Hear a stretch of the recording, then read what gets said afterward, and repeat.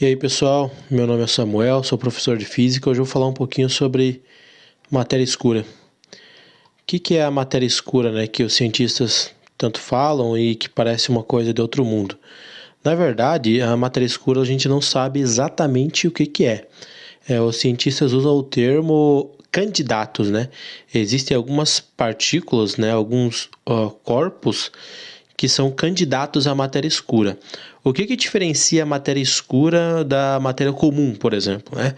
Quando eu digo matéria comum, estou falando da matéria que é feita de átomos, né? A matéria bariônica é feita de prótons, elétrons e nêutrons, por exemplo. A matéria escura seria um tipo de matéria que ela tem massa, mas ela interage pouco, né? Os cientistas chamam de WIMPs, Weakly Interactive Massive Particle, né? São partículas que têm massa, mas não interagem com a mesma intensidade que a matéria comum interage, né? Uma coisa interessante sobre a matéria escura é a maneira como os cientistas começaram a imaginar que talvez a matéria escura existisse, né? Quais foram as evidências? São anomalias gravitacionais, basicamente, né? O movimento de alguns corpos, né, de estrelas ou até de outros sistemas estava se comportando como se estivessem desviando de coisas ou saindo das suas órbitas sem ter, por exemplo, algum objeto muito massivo ali perto. Então, os cientistas calculavam a trajetória de um corpo e, de repente, ele fazia um desvio no meio do caminho, como se ele estivesse sendo atraído por algum outro tipo de massa. Então, começou a se especular sobre a existência de algum tipo de matéria, né, naquela região que não pudesse ser vista, pelo menos não com a tecnologia que a gente tem. Hoje existem experimentos para tentar detectar a matéria escura. Uma das teorias que os cientistas trabalham é que a matéria escura ela esteja em grande abundância, né, no universo.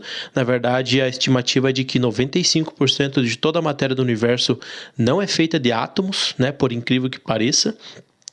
E que a matéria escura, para simplificar, seria um tipo de matéria que ela é tão pequena que ela poderia atravessar estruturas, por exemplo. Ela poderia passar no espaço entre um átomo e outro, né? Então, um experimento para detectar matéria escura, ele teria que ser tão sensível, porque imagina um tipo de matéria que ela consegue atravessar qualquer coisa. Por exemplo, a matéria escura consegue atravessar a Terra de um lado ao outro sem tocar em nada, sem tocar em um átomo, por exemplo. Né? Como que você faz um experimento que seja sensível a um tipo de matéria que ele pode simplesmente atravessar o experimento sem tocar em nada, sem deixar nenhum rastro?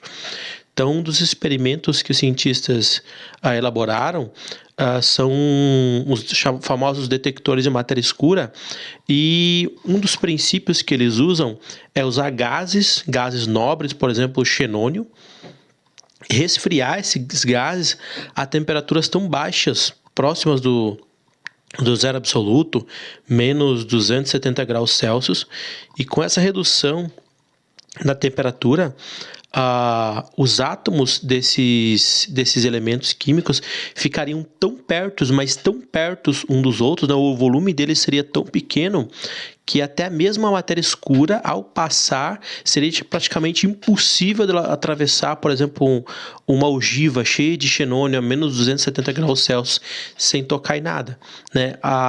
Um desses experimentos, se não me engano, chama LUX, né, que é o grande detector de xenônio, alguma coisa assim.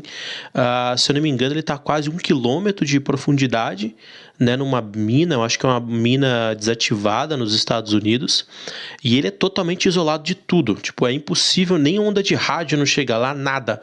A única coisa que seria capaz de chegar lá seria matéria escura, enquanto qualquer variação que tivesse no experimento poderia explicar a existência de matéria escura. Valeu?